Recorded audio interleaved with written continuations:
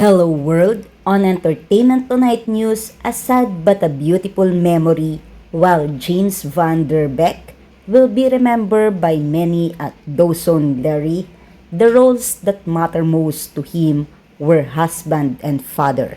Over the past years, as he bravely battled stage 3 colorectal cancer, James shared what would become his final public messages to his wife of 15 years, Kimberly, and their 6 children, Olivia 15, Joshua 13, Annabelle 12, Emilia 9, Gwendolyn 7, and Jeremiah 4.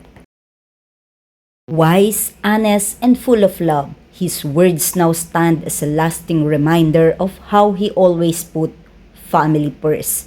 As to start for himself, when I was younger, I used to define myself as an actor, which was never really all that fulfilling. Then I became a husband, and that was much better. Then I became a father, and that was the ultimate. To his wife, there are no words for how much I love and appreciate you. I could not do this without you. For his daughter Olivia, keep taking big swings, kiddo. Risk imperfection, keep dreaming big, and most importantly, be true to who you are. For his son Joshua, no one has taught me more about the kind of man I want to be more than you. Your questions are my guidepost, your opinions my mirror.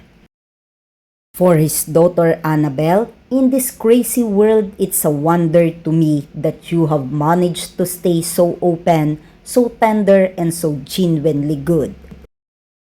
For his daughter Emilia, when you speak, I listen. I love watching you perform. I love your laugh. I love singing your bedtime song with you in two-part harmony. For his daughter Gwendolyn, every time you wrap those tiny arms around my neck for a hug, I revel in how blessed I am to be your dad. For his youngest son Jeremiah, I'm sorry there have been spells where I couldn't be the father I would want to be for you. But know that watching you reveal yourself to us has been one of the greatest joy of my life. It hurt, it's so sad, but we feel that he lived a meaningful life here on earth with his family. Lovely day to all. Always like, comment, share, and subscribe on my channel. Thank you.